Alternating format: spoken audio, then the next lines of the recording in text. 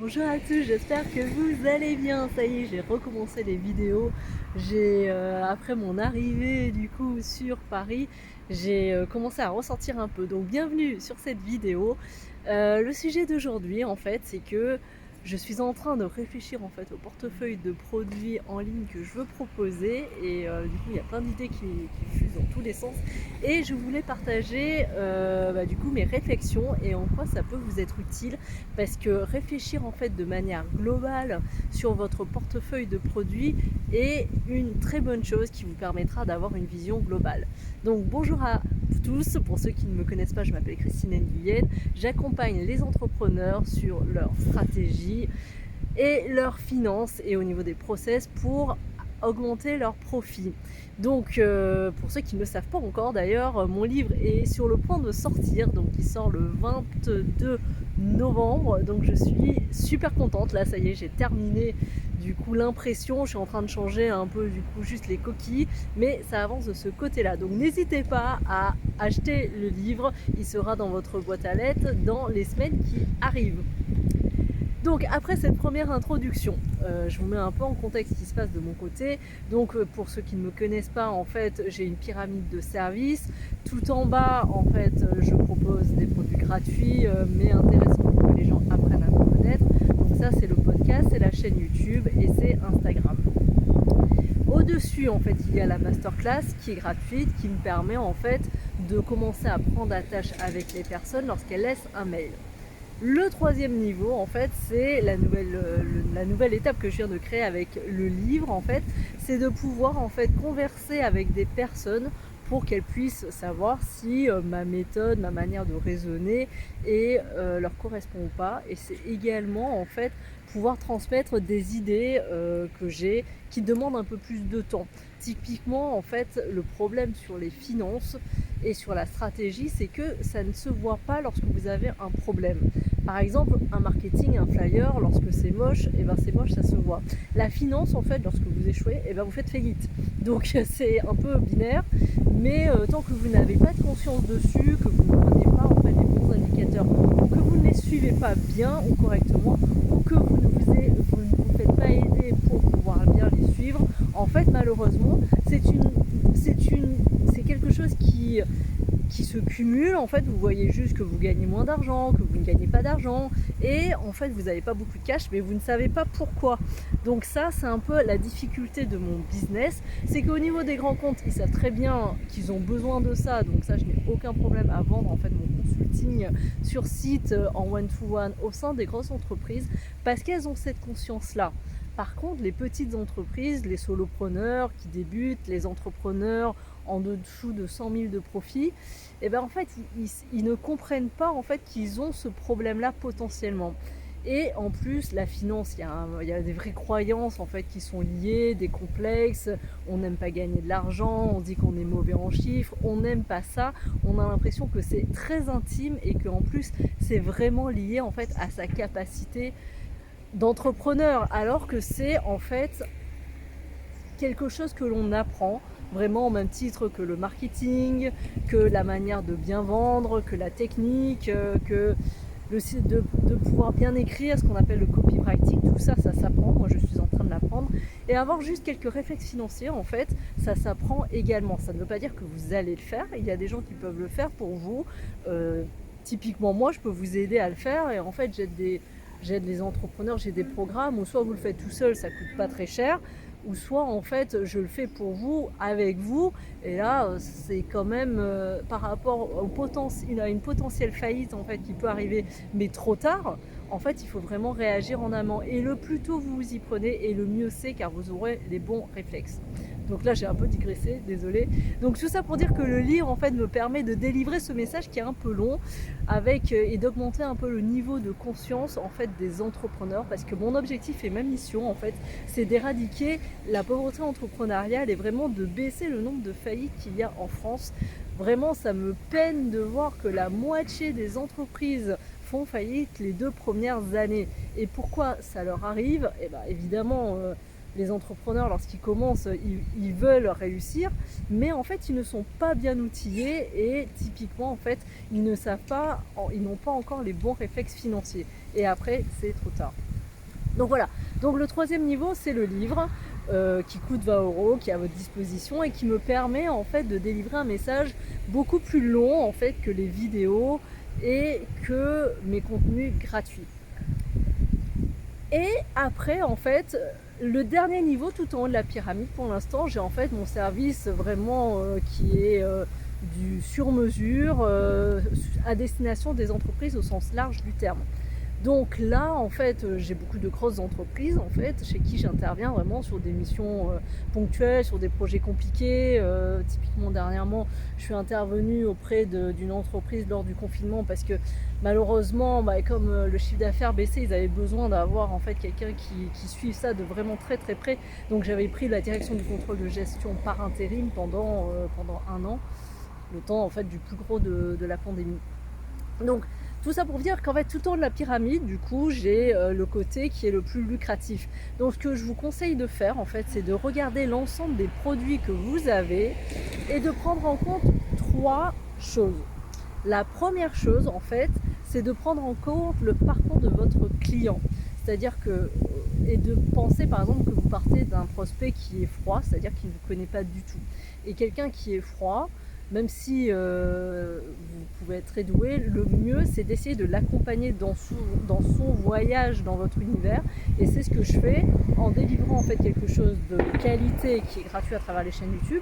Et au fur et à mesure, en fait, je délivre un message avec un montant qui n'est pas très cher. Par exemple, le livre coûte 20 €.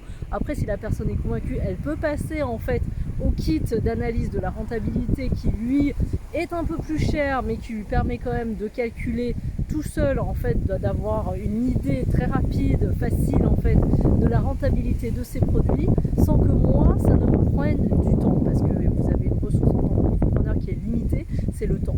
Donc ça me permet en fait de faire monter en fait la personne dans l'échelle. Et après, s'il est de plus en plus convaincu et s'il a besoin, du coup, il monte tout en haut de la pyramide de valeur, où là, du coup, ça coûte un peu plus cher parce qu'évidemment, je suis présente, mais il a un service sur mesure.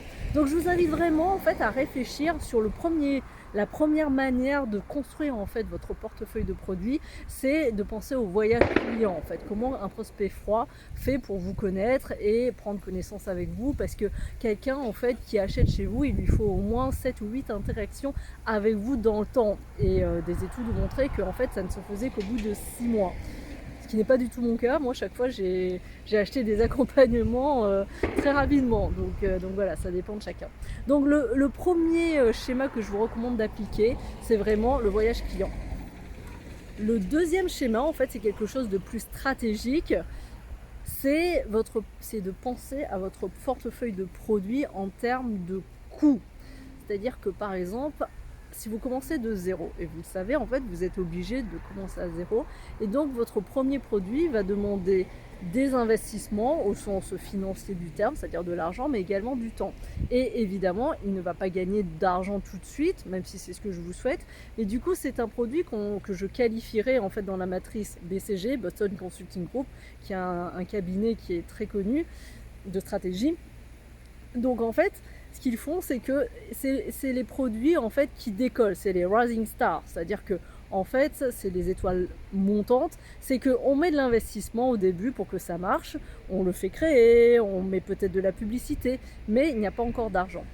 Après, en fait, donc ça, c'est un peu le schéma, soit du premier produit de votre entreprise, soit d'un nouveau produit que vous voulez lancer. Moi, typiquement, le livre au début, j'ai dû mettre un peu de temps, de l'énergie, sans avoir de revenus au début. Donc voilà, donc ça, c'est votre produit, en fait, étoile filante. Mais on espère qu'au bout, en fait, ça va être le produit qui va beaucoup marcher. Dans la durée de vie, en fait, une fois que ce produit étoile filante a marché, en fait, du coup, il est connu, et il est tellement connu que là, vous n'avez plus besoin de faire de publicité. Les investissements ont été amortis, et du coup, les gens l'achètent tout seuls et en masse, et du coup, vous avez un peu baissé le prix. C'est un peu le livre de poche, en fait. Une fois que le livre grand format est sorti, après, il sort en livre de poche pour pouvoir avoir plus d'impact, et du coup ça vous permet, c'est ce qu'on appelle des produits vache à lait, c'est-à-dire que vous n'investissez plus, ça se vend quand même, et du coup les marges que vous faites sur ce produit qui marche tout seul, en fait, vous pouvez les utiliser pour lancer en fait des nouveaux lancements. Donc ce qui se passe en fait, c'est à travers cette deuxième matrice de lecture de création des produits, ce que je vous recommande de faire en fait, parce que, et là je vous en parle, c'est même le cœur de cette vidéo, je vous en parle parce que j'ai 2 clients qui en ce moment en fait sont malheureusement en train de créer en fait des nouveaux produits de partout. C'est-à-dire que ils créent 3 nouveaux produits et en fait sur leurs produits un peu vache à lait, signature qui marchait bien, ben, ils l'ont également changé. Et la difficulté, c'est que si vous faites ça, vous vous mettez déjà dans un gros stress opérationnel, vous et votre équipe si vous en avez une, parce que du coup tout est nouveau. Donc rien en fait ne marche encore, donc forcément ça demande de l'investissement en termes de temps, ça demande de stabiliser et de procéduriser, et vous ne connaissez pas encore les résultats. Et donc du coup pendant ce temps-là, si ça marche bien c'est l'objectif, tant mieux, mais si tous vos lancements et changements ne marchent pas, du coup ça veut dire que vous n'avez plus de rentrée d'argent, et là vous vous mettez en fait en danger opérationnel et financier. Donc mon conseil en fait, c'est que tant que vous n'avez pas en fait un produit vache à lait qui vous ramène des marges, faites attention en fait à avoir suffisamment de cash pour pouvoir financer en fait du coup vos nouveaux lancements. Et si vous faites un nouveau lancement, ne changez pas en fait votre produit vache à lait. Moi, pour vous donner un exemple, mon exemple, en fait, pour l'instant, en fait, le produit business en ligne, en fait, du coup, le livre, plus le kit de rentabilité, plus le sommet virtuel, donc tout ça, c'est des investissements pour moi. Je gagne un peu d'argent, mais clairement, si j'avais pas mon activité tout en haut en fait de consulting, qui est mon activité la plus rentable, en fait, je pourrais pas investir autant. Donc voilà, donc ça, et c'est aussi en fait ce que je voudrais vous partager, parce que au début, moi, j'ai fait une erreur en fait en pensant que c'était binaire, en me disant je veux plus faire de consulting, maintenant je vais faire que du business en ligne. Et en fait, ça, au bout de 9 mois, en fait, il y a eu 2 choses qui se sont faites, c'est que je me suis aperçue que c'était très polarisé en termes de pensée, et que en fait j'aimais bien faire du consulting pour les grosses entreprises, et que c'était ok en fait de continuer à le faire, même pour les grosses entreprises ou les petites entreprises, et qu'en parallèle je pouvais faire le business en ligne, que tout pouvait cohabiter. Et c'est comme ça en fait que je présente la pyramide en fait du voyage du client, c'est qu'en fait c'est possible de tout garder, vous n'êtes pas obligé de choisir en fait. Donc du coup maintenant j'ai baissé en fait mon volume horaire en termes de consultants pour pouvoir en fait développer le business en ligne, mais je n'ai pas totalement arrêté, et j'ai bien fait parce que c'est quelque chose qui m'épanouit. J'aime beaucoup intervenir au sein des grands comptes, c'est différent en fait que le business en ligne, mais ce n'est pas décompatible. Donc en fait mon message en fait à travers cette illustration, c'est faites attention en fait sur tout ce qui est un peu fantasmé, quoi. Donc c'est vrai que moi j'avais fantasmé sur un business en ligne qui se montrait en 9 mois et où je pourrais vivre que de ça. Et en fait maintenant je me dis que c'est pas ce que je veux en fait. Je ne veux pas qu'avoir un business en ligne, je veux également en fait pouvoir intervenir auprès des entreprises pour pouvoir garder encore vraiment la connexion avec le monde des grandes entreprises, parce que c'est important pour moi. Donc voilà, donc je vous invite vraiment à réfléchir à quelles sont vos croyances et à ce que vous voulez faire en termes de produits. Donc voilà, donc ça c'est le second filtre en fait. Donc 2 matrices à regarder lorsque vous montez en fait, lorsque vous lancez un produit et à avoir en fait au sein de votre portefeuille de produits. C'est d'abord en fait du coup le voyage client, en quoi vos produits ne se cannibalisent pas entre eux en termes de prix, en termes d'expérience et en termes de votre disponibilité à vous. Second filtre en fait, regardez en fait vous en termes de rentabilité et de stratégie, est-ce que vous avez assez d'argent pour financer en fait vos nouveaux produits, est-ce que vous avez un produit vache à lait, et surtout ne le changez pas si vous lancez d'autres produits en termes de focus, d'opération et de finances. Et mon troisième message en fait, c'est vérifiez vraiment que l'ensemble de tout votre portefeuille de produits est cohérent. C'est-à-dire que tout, ça doit vraiment être des pièces de puzzle qui se regroupent sur l'ensemble, c'est-à-dire sur le parcours du client, sur vous, à quel point vous êtes inspiré de le faire. Est-ce que tout en fait s'emboîte bien les uns dans les autres? C'est-à-dire que le livre, moi, c'est 20 €. Ça me permet également de pouvoir faire des upsells, c'est lorsqu'on fait une vente, et de le proposer après. Donc et puis moi ça m'a fait très plaisir de le faire en fait. En termes de parcours, vous, est-ce que c'est votre kiff? Est-ce que vous aimez faire ça? Et si vous n'aimez pas faire ça, si vous vous dites oui il faut faire ça, je vous invite vraiment à examiner cette croyance. C'est-à-dire que moi, par exemple, au début, sur le business en ligne, ma croyance c'était « Waouh, il faut faire du high ticket à tout prix ». Et en fait, en tout cas pour moi, le high ticket, c'est pas ce que je veux faire à tout prix. C'est-à-dire que tout en haut, en fait, j'ai l'échelle de consulting. Après, je veux bien faire en fait du one-to-one, mais quelque chose sur un truc précis et vraiment avec des clients dédiés et que je connais déjà. Donc en fait, lorsque j'avais commencé, j'avais juste le programme high ticket. Donc c'était compliqué, je trouvais que du coup je commençais sur des prospects qui étaient trop à froid. Et là maintenant, le fait d'avoir le contenu gratuit, le livre, plus le kit de rentabilité, ça me permet déjà de faire connaissance avec les clients de faire connaissance avec moi, et c'est beaucoup plus facile en fait du coup de savoir si tous les deux on a envie d'aller plus loin ensemble. Donc voilà, donc j'espère que cette vidéo vous a été utile.